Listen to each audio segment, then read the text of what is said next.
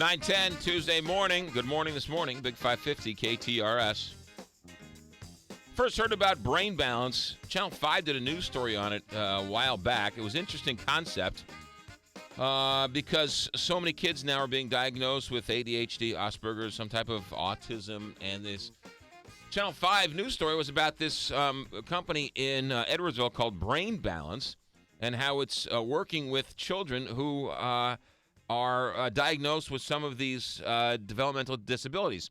Then I had a chance to sit down with a couple of parents who have sent their kids to Brain Balance. And quite frankly, I be honest with you, I walked into that meeting a pretty big skeptic and walked out amazed that these parents all told the same story about their experience at Brain Balance. They asked me to be a spokesman for them. And after meeting with the parents and listening to what the parents said about Brain Balance, I decided to become a spokesperson and agreed to talk about them. Their founder is here in town for two talks, both tonight and tomorrow night. And we'll get to all that. Dr. Robert Melillo, welcome to Big 550 KTRS. Oh, thank you for having me. I'm excited to be here. You like to talk to skeptics because that's the only way you feel you can get the true meaning and the true understanding of what brain balance is, correct? Yeah, well, like you said before, I understand the skepticism. I mean, I understand that what we're saying sounds unbelievable because I also know that there are so many parents and families that have been struggling with no answers, and they've been told that there is no answer, and they've been told that, that just live with it or, just there's nothing that can be done. And I understand the skepticism because what we're saying sounds unbelievable. But I also know that I've been working at this for 25 years, and I know that from a research standpoint, I know about as much as almost anybody in the world in research. I mean, I've done the research. I do the research. So I know where this came from. And I also am in a position where, we have 75 centers across the country now. We'll work with probably close to 10,000 children. And I am in touch with all of our centers all the time. And I see the stories. I hear it all the time. I do a blog radio show, and I talk to a different family every week. And I know what the results are. So I understand the skepticism, and I'm happy to talk to people because whatever their question is, whatever their concern is, right. It can be addressed. Well, we're going to talk to you. You're in town both today and tomorrow, right? Yes. Tonight you're talking to parents, more geared towards parents. Tomorrow night, more doctors and professionals and things like that. We'll get more information on that. But you can always go to brainbalancecenters.com for more information. That's the website. Absolutely. Let's start from the beginning. Mm-hmm.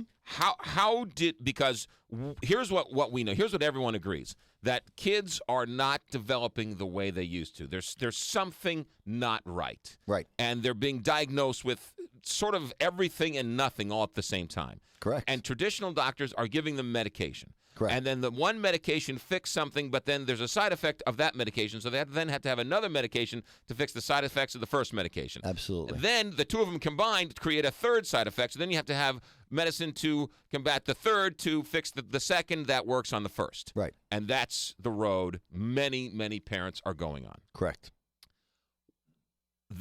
Traditional doctors have no idea why this is happening more. We can all agree, though, it's happening more, right? Mm-hmm. Absolutely. There are some families which the one kid is developing, quote-unquote, normally, mm-hmm. and the other kid is having all sorts of issues. Mm-hmm. How did you come to this? Tell us the beginnings of Brain Balance. Well, I started in the healthcare as a healthcare professional. My main focus was always neurology and rehabilitation. That was my thing. I got a special degree in neurology early on when I was right out of school, and then I focused on rehab. I had a very large, successful practice, mostly working with adults. And then around 1994, a neighbor came to me and said her son had ADHD. I was already teaching on a graduate level, on a postgraduate level, neurology for several years.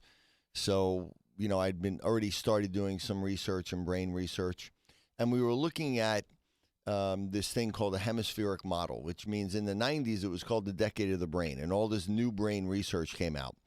And so, in rehab, we'd always looked at imbalances, meaning back pain, neck pain, headaches, dizziness. A lot of it was all a result of certain imbalances that developed in the body. And we were looking for the source of the imbalance. And more it started to become looking at the nervous system and even the brain as the source of it. Started realizing that imbalances in the nervous system and the brain really were at the core of a lot of different problems. And then this woman came to me and asked me if I'd look into ADHD. And the first thing that struck me, I was a parent, I had 3 young children, was that the use of Ritalin had gone up from 1990 to 1995, 250%. Right. And people said, we don't know why. I mean, that's a huge leap in a medication, and nobody really understood why. And I went out and talked to a lot of professionals and friends and people that I would think, and I knew a lot about the brain. And so I said, well, what is ADHD? And everybody said the same thing. Well, we don't know. Nobody knows. And I said, how can we not know? I mean, it's affecting our kids, and we're starting to see this.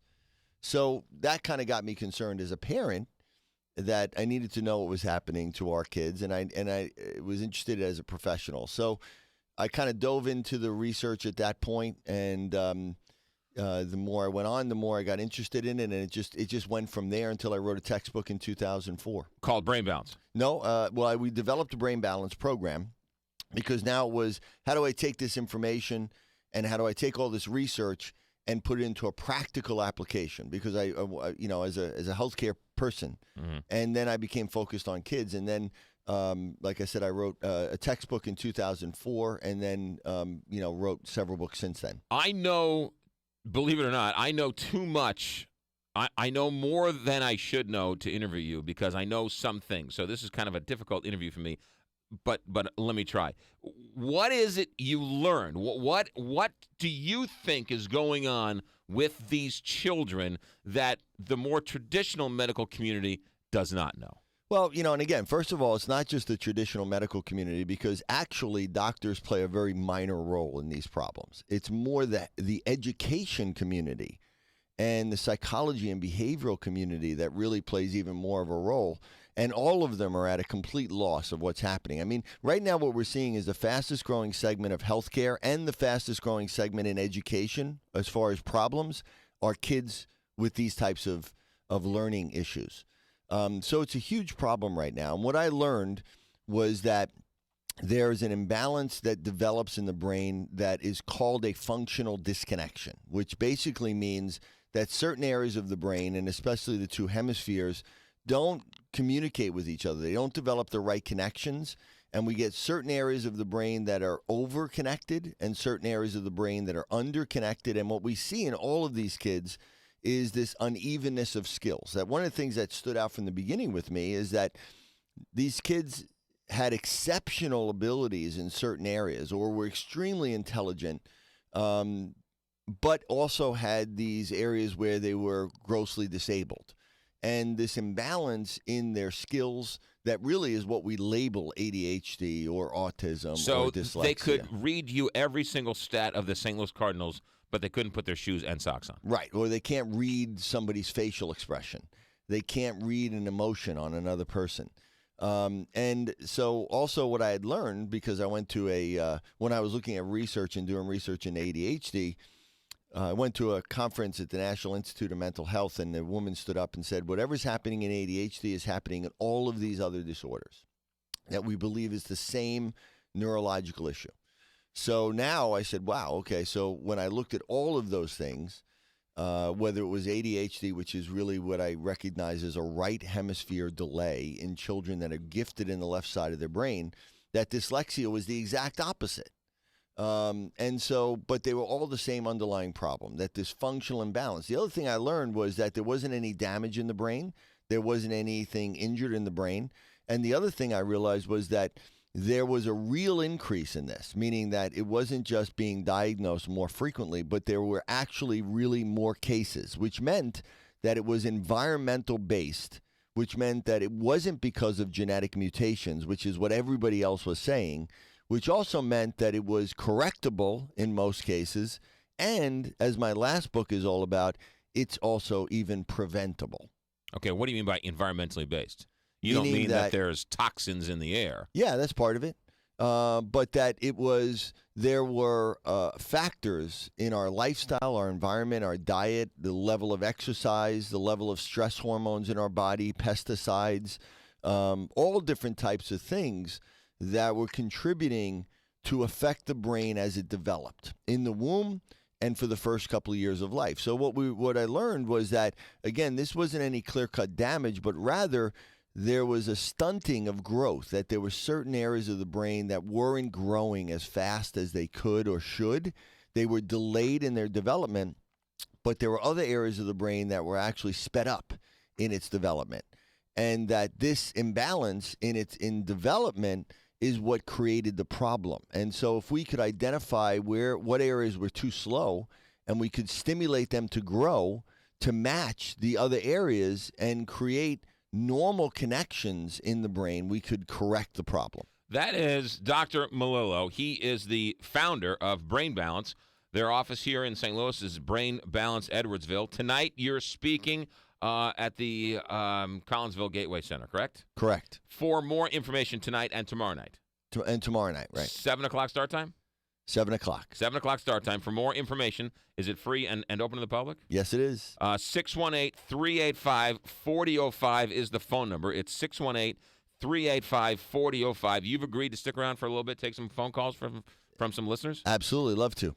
More questions about brain balance, more questions about what's going on with Asperger's, ADHD, high-functioning autism, and developmental disabilities. Brain Balance, Edwardsville, and brainbalancecenters.com for more information. Back in a moment with Dr. Melillo. 25, Big 550 KTRS. Dr. Melillo is our guest. He is the man who invented Brain Balance, and their office, Brain Balance, is in Edwardsville, getting a lot of attention nationwide about what they're doing at Brain Balance. I should say that a lot of your research, you're doing it with Harvard, and some pretty exciting studies are going through right now, right? Yeah, well, this is really based in science, and I have to say that this program probably is the most highly researched program from the core up. That's where it started. I'm a researcher as well as a clinician, and we published two really great papers recently. One was in the Frontiers in Child Development, which is a big journal, and is a control study looking at children that have gone through Brain Balance versus children that did not go through Brain Balance, all with ADHD. And essentially what it showed was 81% of the kids that went through our program in 3 months no longer met the criteria for ADHD and had a 2 to 4 grade level increase in academic achievement tests, whereas control group didn't show any changes, and if anything, they got worse on behavioral scales, and their grades didn't increase. Also had a major paper that was just published in the leading journal in the world on autism called the Journal of Autism and Developmental Disorders. And it's an issue called the pathophysiology of autism, meaning what is actually happening in the brain of autism. And so I just had a paper released there, which is all about this whole functional disconnection model. So, the theory and the practice have both been verified and shown in research to be active. You keep saying ADHD. What about Asperger's and autism? Is it the same thing or is it different? It's the same underlying problem. Basically, even though in autism it can get a little bit confusing because you get kids that are labeled that have things like Fragile X and have true genetic mutations, and they can also be labeled with autism, but that's about 15% of it.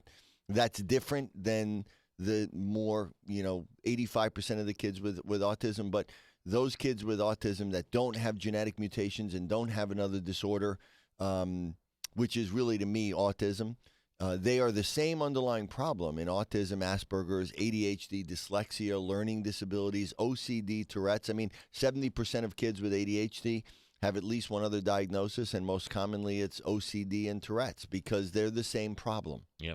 Traditional medicine uses medicine, right? Uses prescriptions. Yes. You don't use prescriptions at all.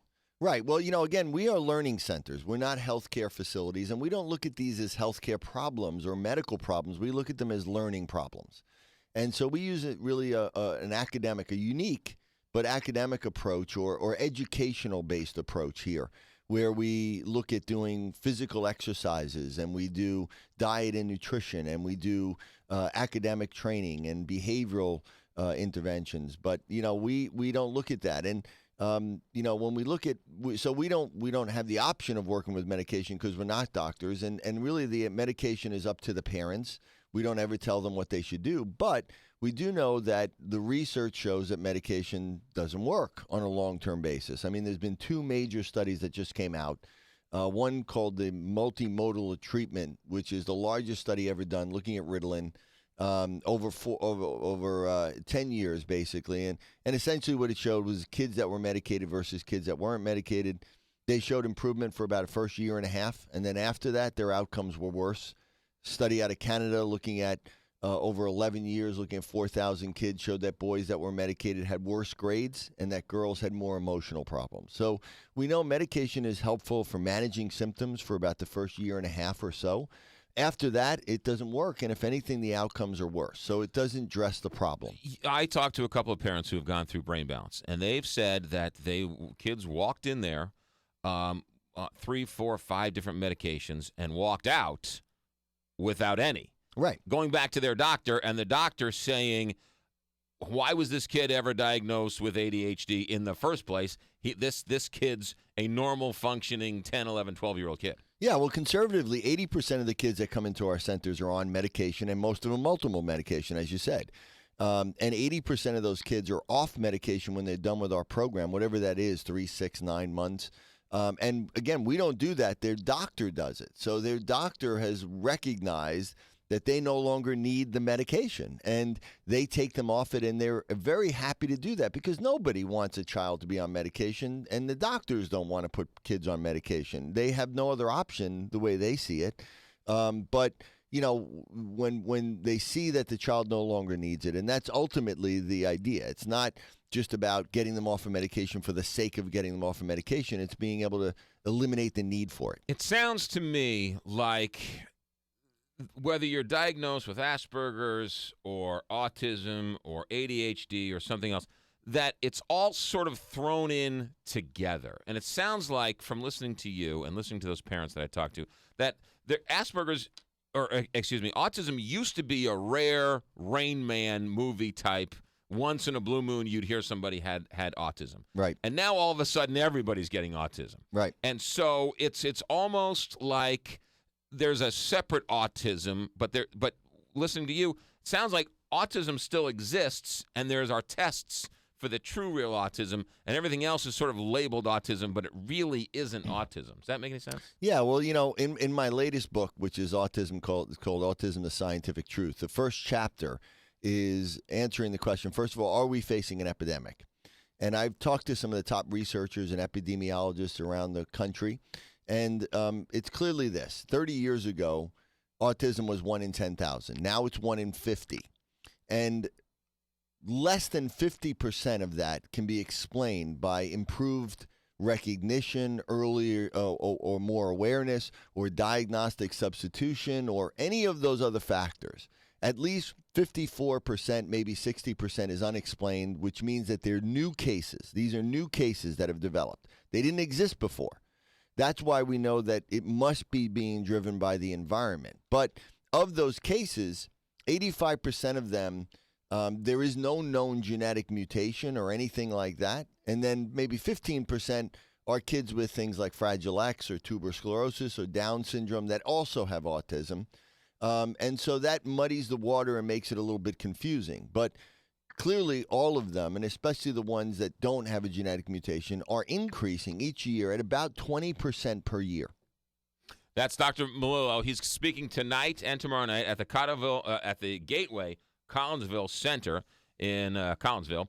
618-385-4005 is the phone number for more information. You can always go to brainbalancecenters.com for more information. We'll take some phone calls from the audience next, 9:32. Dr. Melillo is our guest here in studio. He's in Collinsville tonight at the Gateway Center for a book, for a lecture tonight and tomorrow night.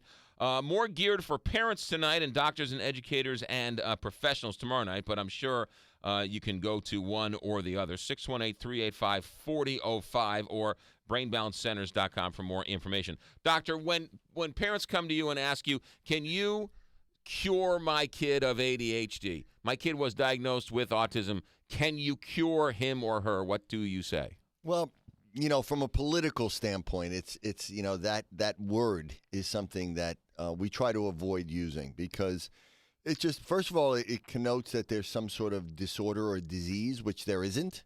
There isn't anything wrong with their child per se. We don't look at it like that. What we say is that we can identify where your child has weaknesses, and we can get those weaknesses to match their strengths, and for your child to become the child they were always meant to be. Now, what that means and how you want to label that is up to something else. But what I will say is that for the most part, most of these issues or these disorders, what I often challenge people is show me why you can't get them better. Where's the problem? Where's the disease in the brain? Where's the damage? Where's the genetic mutation?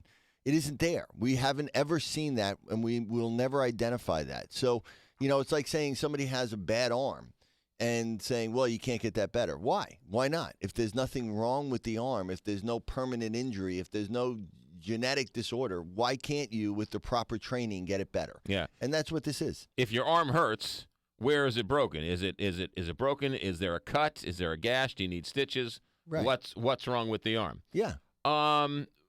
Traditional medicine looks at you with what? What do they come to you and say? Well, because I work with some of the top physicians in the country. I just did a lecture in Virginia last week, and I had one of the top pediatric neurologists and one of the top pediatricians who are also doing really cutting-edge stuff in biomedicine and nutrition.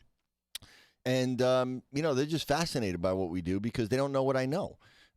Because I am right now one of the leading researchers in the world in this area. I know more than almost anybody. So if somebody's going to challenge me on that, they better, really know what they're talking about. So from a standpoint of looking at the science, I know it. And I'm not speaking out of turn. I'm not making this stuff up. Mostly, and I teach courses, and it's a lot of MDs that take my courses. And again, we have, a lot of the people that are bringing their kids to us are MDs or psychologists or psychiatrists. On the last radio show we just had, we had a nurse practitioner who teaches at Georgetown. We had a physical therapist from Virginia. We had an MD from another area. So, if they really will take the time to either read my books or read the papers or really listen to what we're saying, they just sit back and go, wow, this is great what you've done, like anybody else. Explain to me what a child goes through at Brain Balance. The child, first of all, the most important thing is they go through a really extensive assessment. And that assessment is, something not invasive. And what we do is we test them on all of these motor skills and sensory processing. And then we test them academically. And then we also, the parent gives us a lot of information about what's going home at home. And we look at their lifestyle and their diet. And from all of that, we measure everything on an age and grade level. So we're looking at a child that has certain strengths and certain weaknesses. And the bottom line is if those strengths and weaknesses are too far apart, if they have, 4 grade level differences or 4 years between certain skills, that actually becomes a disability. And so our goal is to identify in other words, those. they read at a 6th grade level, but they act at a 2nd grade level. Or even more. They may read words at a 6th grade level, but their reading comprehension may be at a 2nd grade level. Or they may be able to do fine motor skills at an 8th grade level, but their gross motor skills is at a 4th grade level. And so we look at all of those things, and then we look at it, and it's always got usually a pattern to it that fits kind of a right brain, left brain type of thing, where one side of the brain is much stronger than the other. And so the idea is to create a balance. And we identify those weaknesses, and we put together a program and a curriculum that is based on that. So it's a mixture of a child comes in 3 days a week for an hour. They go through a half hour of sensory and motor training. Then they go in and they sit down with a special ed teacher and they get academic training, but it's all specific to the neurology in their brain. This is all based on neurology. And then we work with the parents on diet and nutrition. We help them to modify at home and give them a more healthy lifestyle. And that's it. Let's talk about diet for a second, because you think even though people aren't necessarily allergic to dairy, they might have a, what do you call it, a sensitivity, a sensitivity, food sensitivity to something. Talk about that for a moment. Yeah, what we know is that, again, all of this comes from the brain. See, the brain controls everything. So if the brain is out of balance, everything else in the body becomes or has the potential to become out of balance. So the immune system is controlled by the brain. Left brain activates the immune system to fight off infections. The right brain suppresses the immune system so we don't attack our own body and become sensitive to everything in our environment.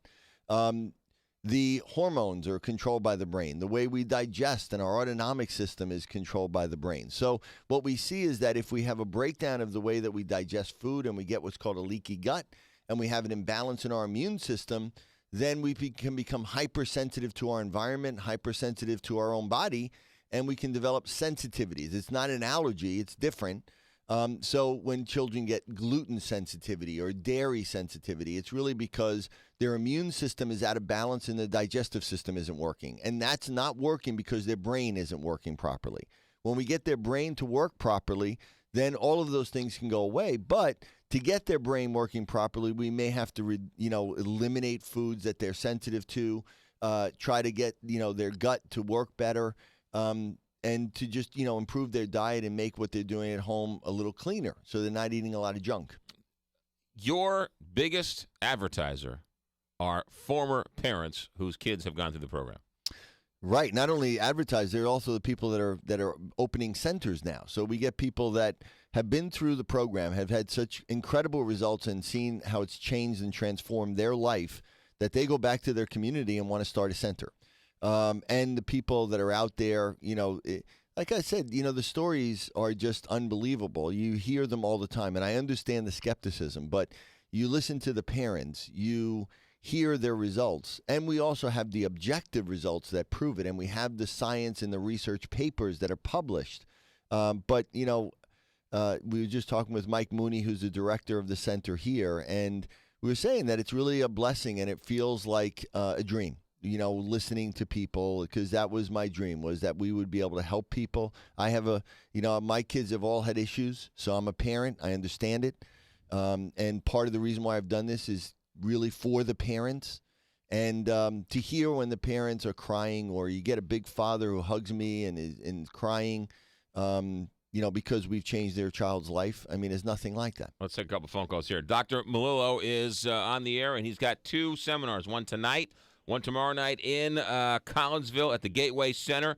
618-385-4005 is the phone number for more information, or you can always go to brainbalancecenters.com. Steve, quickly, what's your question for the doctor? Hi. What about adults with autism? Good question. Yeah, good questions. Well, adults with autism or kids with autism. And so there's two ways to address that. One is we need to get to them at earlier ages, which is what we're doing now with Brain Balance. And I also teach doctors around the world, and I have books out there that people can access to do it at home, like Disconnected Kids and Reconnected Kids. And a lot of those, what I put in those books can be used also with adults. So, what we're looking at is a number of things. One is my most recent book is about how to prevent yourself from having a child with autism or ADHD. It literally can be prevented preconception and prenatally. But after that, we can reverse most of these issues or significantly improve them, which is what Brain Balance does. But ultimately, as you said, as they get older, that's where we get into really big problems, because we can change the neurology, but their behavior, it's hard to sometimes get them to do what we need them to do. So we need to get to them earlier, but there are people out there that practice something called functional neurology. They're functional neurologists. If you go to, we have a website. I'm the president of the International Association for Functional Neurology. If you go to iafner.com, you can find out where some of these practitioners are, and they work with adults with ADHD and autism and things like that as well. Where are your thoughts on vaccines? Some of these parents are not giving their kids vaccines, delaying it, not listening to the doctors because they're afraid they're going to give their kids autism. Yeah, I'm pretty clear that I do not think vaccines cause autism. I mean, that's one of the things I looked into. My most recent book is all about what causes autism. And autism is, in almost every case, already present when the child is born. It starts prenatally and preconception. So the problem's already there. vaccines may trigger an immune response, which may make the symptoms worse, and that may be a contributing thing. We do know that there are normal regression periods, so that there are kids that will regress at around 17 or 18 months, and all kids regress at 17 and 18 months. So, I understand the confusion, and I've dealt with a lot of parents that said to me, it's absolutely, without a doubt, you can never convince me opposite that, that the vaccine hurt my child. But from a scientific standpoint, I don't think it stands up. And I think that even though it might exacerbate symptoms, it's not the cause. So you say that vaccines do not cause autism? No. All right. So we have time for one more question? Let's go Mike here real quick. Mike's on line 3. Mike, you're on the Big 550 KTRS. McGraw, thank you very much. So interesting. Doctor, you've ruled out the genetics for the most part, so it has to be environmental. If it's environmental, it's what our children are ingesting daily in their lives, and that would be diet. With the high fructose corn syrup and the wheat and all of these, I think that has an effect on our kids, unlike we had in the past. Do you agree? Absolutely. You're absolutely right. But, to take that another step further, what I really talk about in my book is that it's not just what our kids are ingesting, because what we see is this is about what we call epigenetics, which means that it's not about genetic mutations. It's about genes that are turned off in the parents before they even have a kid. So, what they eat and the high fructose corn syrup and the lack of exercise and the increased inflammation and cortisol in their bodies turns off the genes, and these are passed on to their children. And the genes that are most affected are the ones that build connections in the brain, because that's 85% of our genes. So it's not just what are, and then if you have a child that already in the womb starts off with a problem and then they have an unhealthy lifestyle and diet, it just makes it that much worse. But it really starts with the parents even before they even have a child. Mike, thanks for the phone call. All right, doctor, you're going to be at Collinsville Gateway Center tonight at 7, both tonight and tomorrow night. BrainBalanceCenters.com for more information. You mentioned 2 books. Where can we get those books? It's 3 books, actually. Disconnected Kids is the first one that tells about what's happening in the brain and what parents can do at home. Reconnected Kids goes along with that. And then there's the most recent book called Autism, and this is about preventing it. They can get them at Amazon.com. They can get them at any major bookstore. They're all published by Penguin, so they can get them, or they can go to my webpage also, which is drrobertmelillo.com. Penguin also being a real publisher. These are not self-published books. This is a real publisher. They're the largest publisher in the world. There you go. BrainBalanceCenters.com for more information tonight and tomorrow night. I suspect it's going to be an interesting couple nights in Collinsville. I think so. I'm excited. I can't wait to go out there and speak with people. Thanks for spending time. Have a safe trip. Thank you very much. 9:51 here, Big 550.